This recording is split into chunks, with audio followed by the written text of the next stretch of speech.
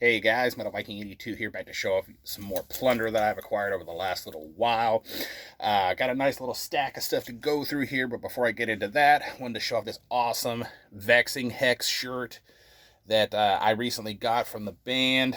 Very excited to finally own a shirt from them. Awesome band. Definitely go check them out. And what's cool about this artwork, besides the fact that it is glow in the dark, is it was actually done by a guy who is originally from where I lived. I believe he now lives in Indianapolis, named Nate Vaught, who does artwork for t-shirts, albums, whatever. And I know he's done a lot for several indie bands. And in fact, I believe he came up with the Grave Ripper logo and everything.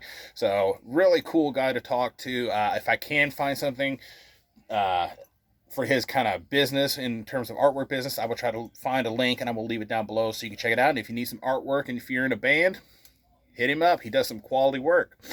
All right, on to the bands. Or should I say the music? God, it's been a long day. This stuff all come from various places, whether it be Amazon, out in the wild, eBay, half price books.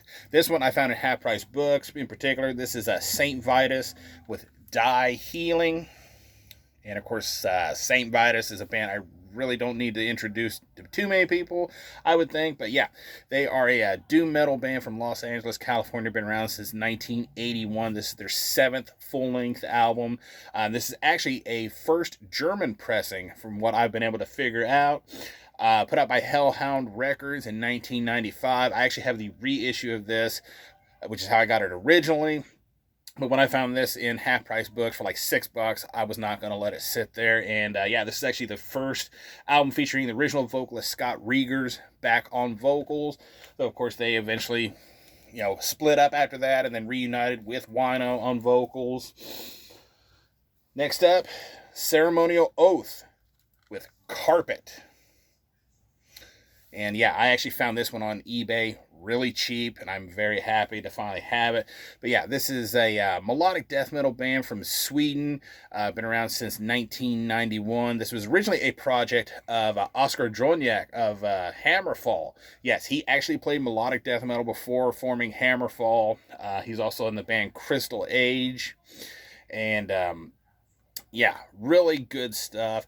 This particular one, this is their second full-length album, originally put out by Black Sun Records in 1995. This is a Vic Records reissue from 2020. This actually features Anders Frieden from In Flames on vocals, and then Thomas Lindberg from At the Gates does session vocals on a couple tracks as well.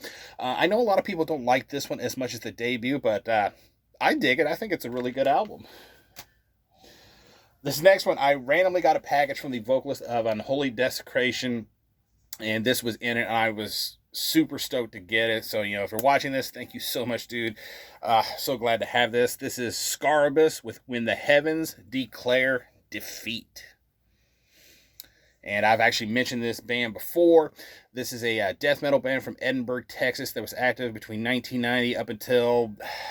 I can't remember the exact date. I know when I mentioned it in my previous video, I told when exactly they split up, but I'm drawing a blank right now. But this is the band's lone full-length album put out by Ancient Ruins back in 2002. And this is just some primitive, kind of raw-sounding Texas death metal. If you can track down a copy, even if find it on YouTube if you can and listen to this. But this is just really awesome to listen to. Next two are both from the same band here, and that is Lair of the Minotaur, who are a thrash, doom, sludge metal act. And of course, in my notes here, I totally forgot to mention where they were from. Sometimes when I'm doing these things, I get distracted and I forget to write stuff down. But yeah, this is a band that I've known about for a long, long time. Never got anything from them. And again, when I saw them... that they were a sludge metal act. Sludge is not exactly my typical wheelhouse. I only like a few bands in that style. But I recently decided to check them out again for a special reason, which I will get into here in a minute. And I was really digging what I heard, so I had to track down some of their stuff. And first up, we have War Metal Battle Master. Really dark artwork there. Sorry. But yeah, this is their third full-length album put out by Southern Lord Recordings back in 2008, excuse me. And really awesome album, very heavy. Love the vocals on here. This one took quite a journey though, because it went from New York, where the eBay seller lives, to Arizona, and then it said that it was delivered in Arizona to the front desk at some place. So I thought, oh crap. And I contacted the seller. He refunded my money and everything. Thought I was going to have to try to find another copy.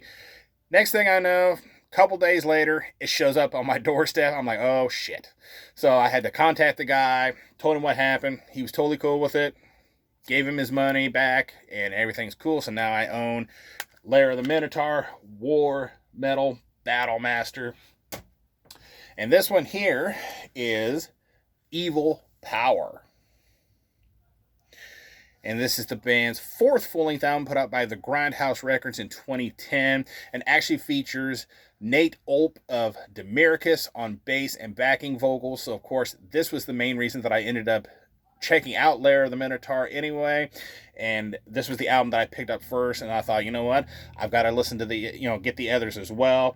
Of course, I'm seeing Demiricus with a bunch of other bands in August, just next month. Damn, hard to believe it's that close.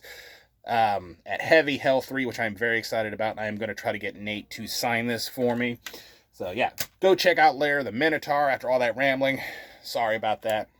Next up, Kiss Off the Soundboard, live at Donington, Monsters of Rock, August 17th, 1996. Again, another band I really have no need to introduce. Hard rock, some would consider them a metal band. I definitely do. From New York City, New York, been around since 1973. This is their third in the authorized bootleg series called Off the Soundboard. And again, this was recorded at the Monsters of Rock Festival in 1996. Have not had a chance to spin this one yet, but I'm sure it's going to kick ass because, I mean, it's Kiss, and I'm a Kiss fanboy. Now, this is a Kiss-related item here. This is Car Jam 21. And this was one I was super excited. I was finally able to find a copy because I did not think I was going to find this. But I'm very happy that I did. This is basically a project that was put together. I never heard any of these guys that played on here. But, well, most of them I haven't heard of. But yeah, anyway, this is basically a project that was put together to honor the late great Eric Carr, and it features covers of two of his songs off of his Rockology kind of compilation that was put out years ago, as well as two Kiss covers. You get Eyes of Love and Can You Feel It by Eric Carr. I definitely like Eyes of Love a lot more than I do Can You Feel It, but still both really good songs. And then they also cover Love Her All I Can and Snowblind. Really good album. I had to pick this up again because it was Eric Carr and Kiss related. This one, I totally forgot that I ordered this, that I actually pre-ordered this until I got the tracking number for it. This is Bloodstar with The Fear. And yeah, these guys are a heavy metal band out of Salt Lake City, Utah. Been around since 2017. This is basically a CD edition of their debut single, The Fear, which was backed with Tortured Earth. This also has a couple of bonus tracks called Paris is Burning and Too Scared to Run. This actually, which is basically a Dokken cover and a Uriah Heep cover. But really solid stuff put out by Shadow Kingdom Records, originally back in 2020. This CD version just came out. But yeah, really good, straight up heavy metal. I would definitely recommend checking them out. And last, but most certainly not least, War Curse with Eradication. And this is a band that I actually discovered because they did a show here in Indiana not long ago, I do believe, and of course, my first show is not going to be able that I'm going to be able to go to. It's not going to be until next month at Heavy Hell 3, so I didn't get a chance to go. But yeah, this is a heavy thrash metal band from the Cincinnati, Hamilton, and Dayton, Ohio area.